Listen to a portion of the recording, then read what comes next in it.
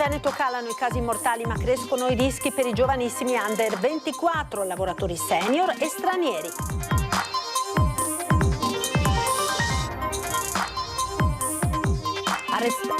Arrestati ai domiciliari padre e figlio di Lattisana, secondo i carabinieri sono i mandanti dell'incendio del ristorante La Cantina Veneta di Bibione, del quale erano stati proprietari prima del fallimento. Aggressione in vaporetto tra due gruppi originari del Nord Africa ed Est Europa, la reazione del sindacato UBS, situazione insostenibile, c'è paura. 12 reperti archeologici risalenti al IV secolo a.C. scoperti dai carabinieri in un palazzo del centro di Venezia in fase di restauro, il proprietario denunciato per ricettazione. Uffici postali e carenza di organico, il consigliere regionale Dem Montanariello deposita un'interrogazione a risposta immediata rivolta al presidente della regione. A Cavallino si accende il Natale con l'atteso appuntamento nella Tenso struttura che ospiterà eventi, spettacoli e attività dedicate alle feste natalizie. Buonasera, ben ritrovati con l'edizione di Venezia dei nostri telegiornali. Infortuni sul lavoro in calo a Venezia ed in Veneto sono in diminuzione gli incidenti mortali, ma crescono i rischi per giovanissimi, lavoratori senior e stranieri.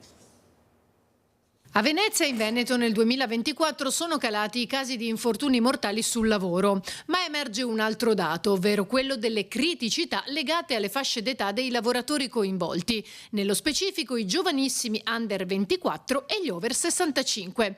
Un dato che emerge dal report realizzato dall'Ordine dei Consulenti del Lavoro di Venezia sui dati INAIL. Sono due fasce estreme, quindi due fasce di classi d'età sensibili, quindi i lavoratori che vanno attenzionati dal punto di vista infortunistico, proprio perché riguardano per i giovanissimi, quindi per gli under 24, gli infortuni che avvengono anche in ambienti scolastici, laboratori e palestre, quindi rientrano nel numero delle persone infortunate anche gli studenti, mentre per gli over 65 l'attenzione va posta proprio per la cultura della sicurezza a cui si approccia l'over 65enne e quindi di cui una parte anche composta da pensionati.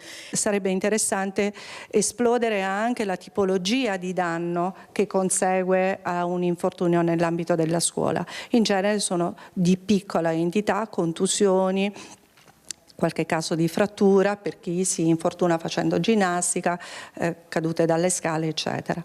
Per le fasce di età ultra 65 anni invece lì c'è una componente importante che è quella della eccessiva sicurezza che nel corso degli anni e dell'esperienza si acquisisce e quindi ho sempre fatto così.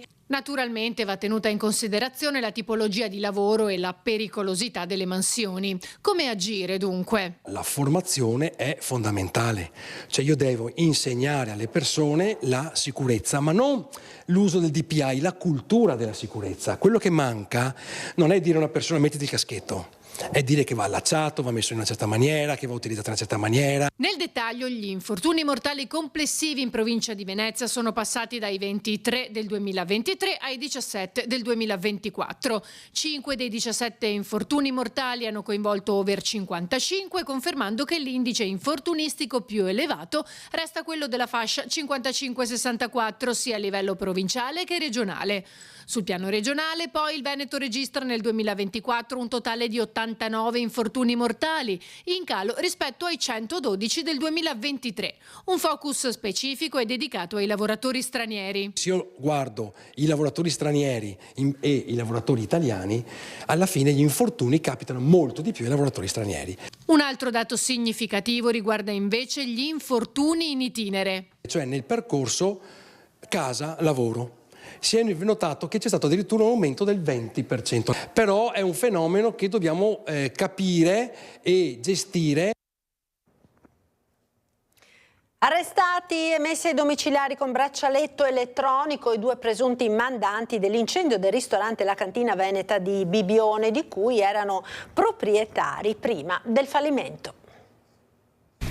A distanza di un anno dal rogo che avvolse il ristorante e la cantina veneta di Bibione nella notte tra il 22 e il 23 dicembre, i carabinieri della compagnia di Portogruaro hanno eseguito l'11 dicembre a Latisana, su ordine del GIP del Tribunale di Pordenone, la misura cautelare degli arresti domiciliari con braccialetto elettronico per padre e figlio di 87 e 57 anni, residenti a Latisana, con accusa di essere i mandanti e dunque i responsabili dell'incendio doloso in concorso. Le indagini dei militari avevano permesso di accertare il dolo qualche giorno dopo, con il ritrovamento di liquido infiammabile all'interno dei locali. Le fiamme avevano causato ingenti danni e distrutto mobili e arredi. Dagli accertamenti era stato possibile anche identificare il presunto autore materiale dell'incendio, un uomo italiano di 58 anni, denunciato a piede libero.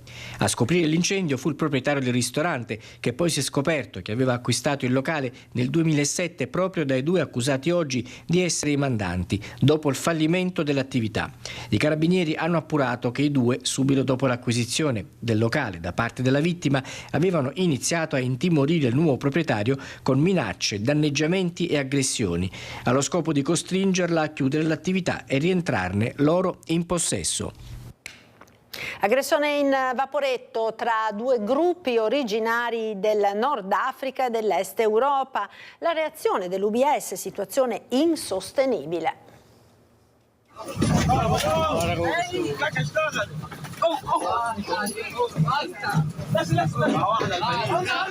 Ci preoccupa molto perché quello per noi è un posto di lavoro dove ci passiamo l'orario lavorativo del turno per 6 giorni la settimana. I toni che si alzano, gli spintoni, poi il colpo sferrato sotto il mento, tanto forte da portare la vittima allo svenimento. Quanto accaduto a bordo del vaporetto della linea 4.2 che da San Marco porta a Murano non lascia indifferenti residenti, turisti e gli stessi lavoratori che ogni giorno devono affrontare la preoccupazione di trovarsi al timone mentre a bordo si consumano liti ed aggressioni. Si è fatto prendere paura perché sembra probabilmente che non sia un solito alterco per un posto non dato, per una valigia, per una precedenza, sembra sia qualcosa di più e questo preoccupa ancora di più perché i vaporetti devono essere luoghi sicuri perché oltre ai lavoratori ci sono anche passeggeri.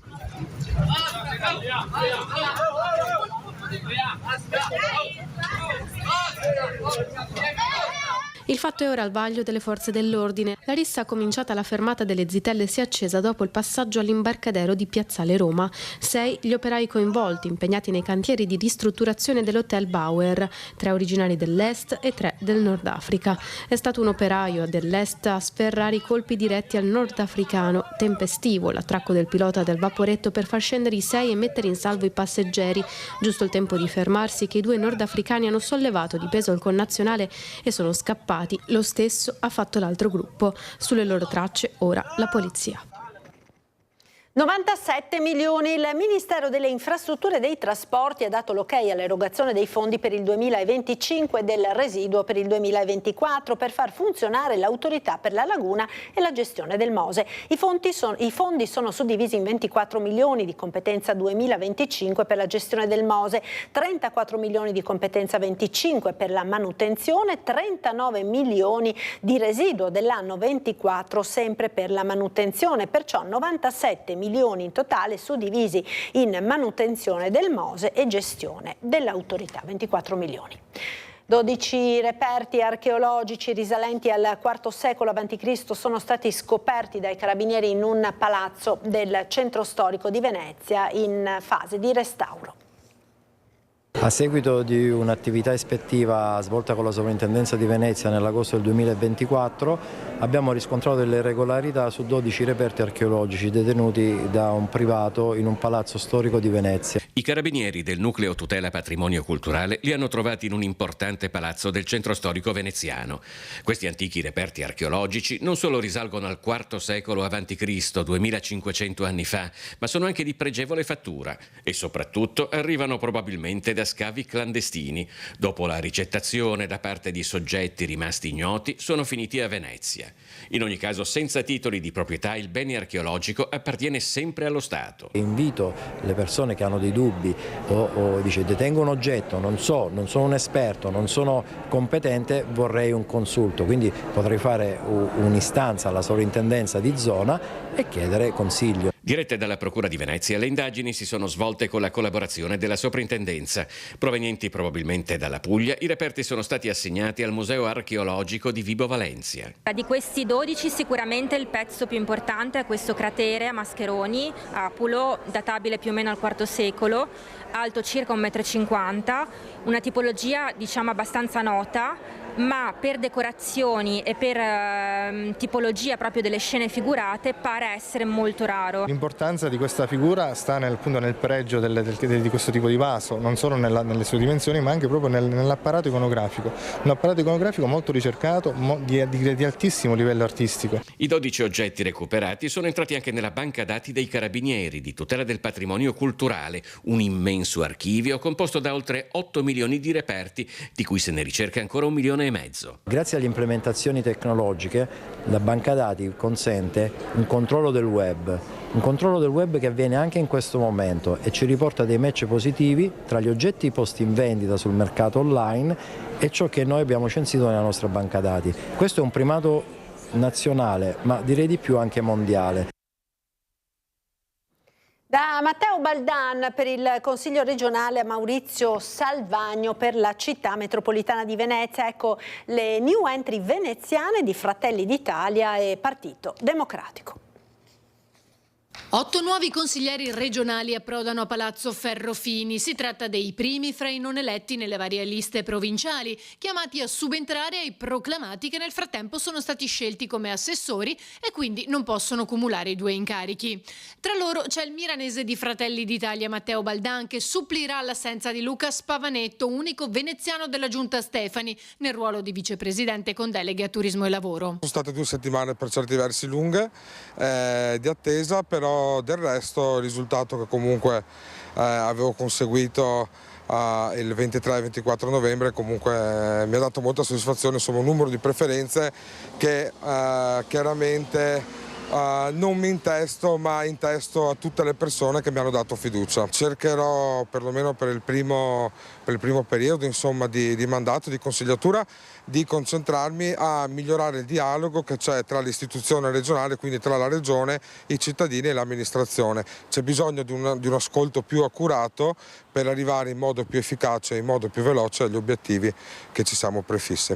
Ora l'attesa è per la seduta di giovedì alle 9:30, anche per procedere con le surroghe mentre continuano le procedure di adesione ai gruppi. Per quanto riguarda invece Venezia, sarà il consigliere Dem di Chioggia Maurizio Salvagno a sostituire nel Consiglio della città metropolitana Monica Sambo, eletta consigliera regionale. Ancora una volta il Partito Democratico, dopo Jonathan Montanariello, che è stato eletto consigliere regionale recentemente alle ultime elezioni e che rappresenterà certo tutta la provincia ma il territorio di Chioggia, quindi un chioggiotto, ecco ci sarà un altro chioggiotto a rappresentare questo territorio all'interno della città metropolitana. Non c'era nessuno, è già da un po' di anni che non c'è nessuno, finalmente il Partito Democratico ancora una volta raccoglie un successo che esprimerà un cittadino loro, un chioggiotto, all'interno del Consiglio metropolitano. Cercherò di portare le istanze di Chioggia, dei chioggotti.